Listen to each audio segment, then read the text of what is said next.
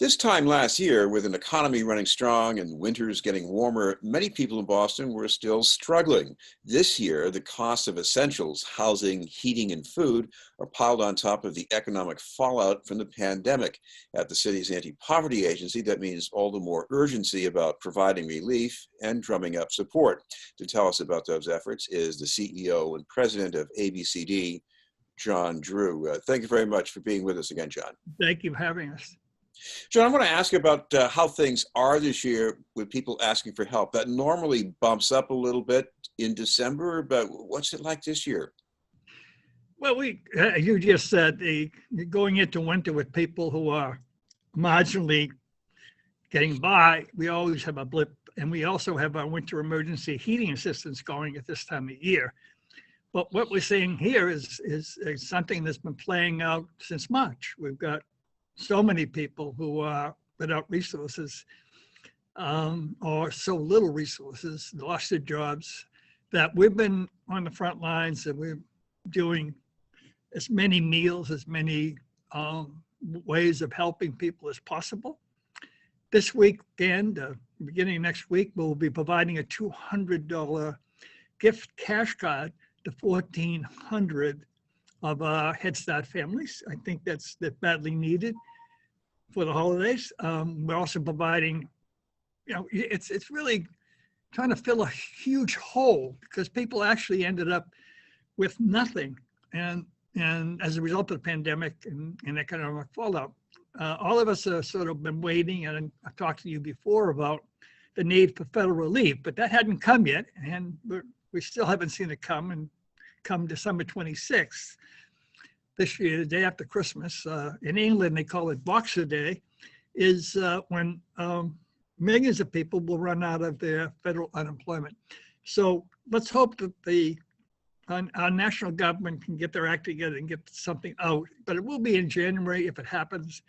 And we got a lot of ground to cover between then and now. So we'll be providing food. We're working with many of our partners throughout the city, Greater Boston Food Bank, and all the folks because everything is deeper than ever was. More people can't pay their rent than I've ever seen. More people are hungry. More people are wondering, I'm going into the winter, do I lose my apartment? If I hold my apartment, can I pay the heat?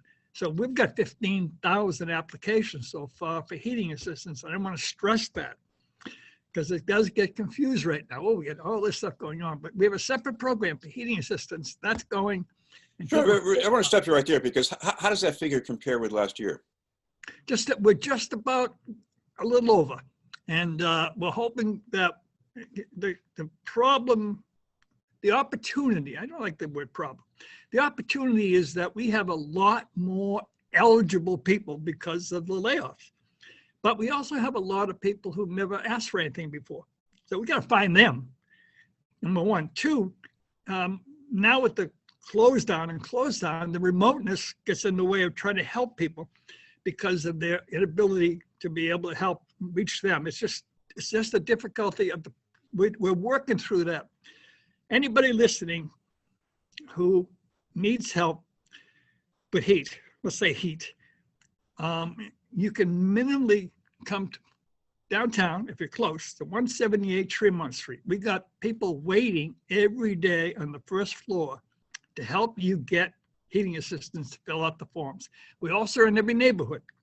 So I'm stressing that because we want to make sure as many people as possible get the benefits of helping them get through the heat, the cold weather, with everything else going on in their lives. God help them. And this is not going to end in a sense of we're all going to get vaccinated and kumbaya in the summer. This is going to go on.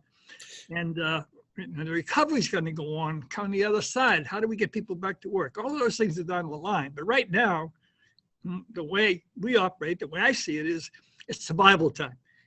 Survival time to get people through the winter, get them through the pandemic, try to leave nobody behind if possible. John, I want to ask you about eligibility for fuel assistance. Sure. Normally, I was under the impression that it was pretty close to poverty level. Has that changed in any way this year? Well, we have a higher allowed poverty level. In other words, I'll give you exactly, number one in a household, one person in a household, the maximum is 39,000. It used to be 12. So we've got more people eligible. If you're a family of four, 75,000. And by the way, I'm going to be very clear. If you were making 75,000 on Friday and you lost your job, you got nothing on Monday. As far as I'm concerned, you're immediately eligible. But the guidelines are still higher, and we should get more people eligible. And anybody who's been laid off, anybody on unemployment, anybody who's sick of the COVID, they're home, they don't have enough income, I want you to apply because you are totally eligible. Other people are just marginally getting by. Please come, inquire. Let us help you pay your utility bills directly, or your electric bill, or your gasoline, or I'm sorry, not gasoline. Natural gas. Oil. But also one other feature, which is important, somewhat overlooked. If you have your heat in your rent, we pay you and the landlord up to the same benefit. Because you're essentially paying a higher rent because the heat's in there. So you are eligible, even if you do not have a bill from utility, if in fact the heat is in your rent. So please, there's so many ways that we can help you, but we need you to come to us, and we'll come to you if we can find you in the middle of this place. We're all trying to be safe, and we all want you to be safe, but at the same time, we don't want you to lose out on something that will keep you from going off the edge of the cliff. John, you mentioned rent, and in addition to the heating costs, what about other kinds of rental assistance that people might need pretty quickly right now? But we're doing what's called the CARES program, which is basically the last time the feds put money out. We have some, and we have a good size amount. So we're separately handling landlords and tenants with evictions and rent arrearages, and we're working on that as a separate but unifying thing. We do everything here is try to make people as much as possible. So Ann Corbin, our staff, doing a great job with her staff, working directly on rentals and trying to get people eviction notices stopped, trying to pay and make sure the landlord gets paid, because the landlords are like anybody else. Sean, I know when it comes to food relief, Project Red is the main go-to agency, and they do have a hotline, but what can ABCD do for people, especially if they need help very quickly? Well, first of all, we have food pantries throughout the city. People can come there, and there's a telephone number to call. They're all at the local level. So they'll come in, get a couple of bags of groceries. That'll be helpful, and maybe have to come back another time. We work directly with the Greater Boston Food Bank, and we're dealing with them, trying to get more fresh vegetables. We're covering with them every food pantry. Every church is providing food throughout our area. So we want to make sure that the food is available. It's available at your local centers, at your churches, and that it'll continue through the winter. So the food thing is huge, and we're on top of that. We're working very closely with everybody to get people access to food. We also want to get people who are not on food stamps to get them on food stamps. We're also working with the schools and everybody else for the children who are not in school but need to get back to school to get the food that they would otherwise had if they had gone to school for lunches. There's a lot of ways to work with families now, trying to get them access to things like food. Food is a basic. You got to have food. You got to have an apartment or someplace to live in. The alternative is to be on the streets, and we don't want that to happen. Sean, I noticed the photo behind you, and it reminds me about the history of ABCD, how it sprung from a combination of community action and federal response, the war on poverty. How does that stack up against the way things are today? I was there, so I wasn't in the picture, but I've been around since and doing this through the decades.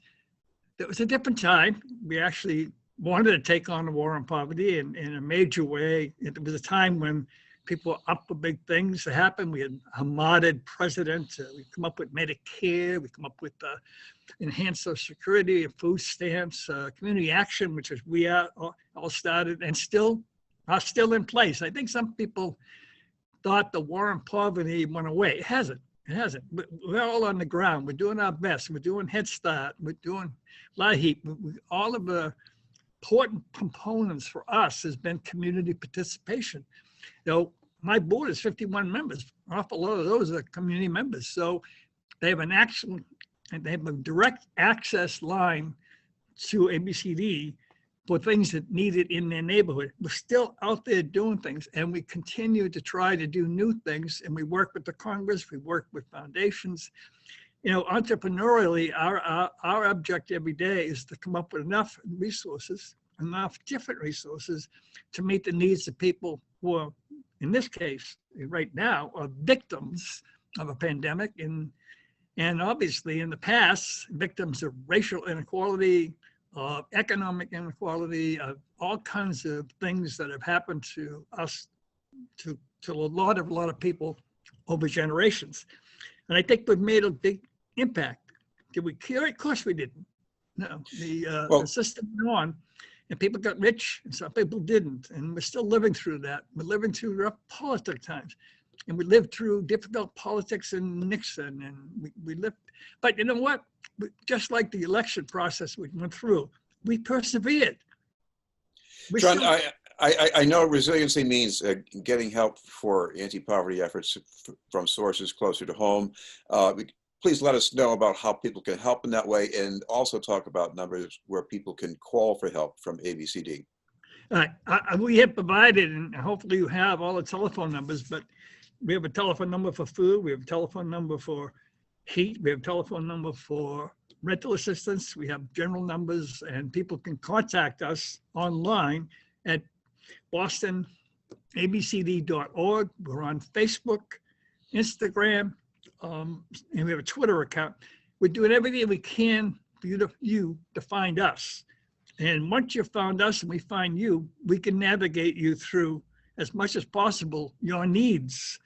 And whatever priority that may be, it may be a job, it may be access to food, but we have the means by which to have you contact us. We also really do suggest, if you're mobile and you're able to get to our centers, get to 178 Tremont Street, downtown Boston, get to all of our neighborhood sites, make an appointment, whatever it is, they're close to your home. And we have things, we have resources that you may very well be able to walk out the door of our place or the phone and say, wow, I feel a lot better. I have more resources than I thought I would have to get through the next period of time. Plus, you got a matching donations agreement? Well, we're doing a video, our first video, because we haven't been able to do live events for fundraising like everybody else. So a video has been put together. It's going out on Friday.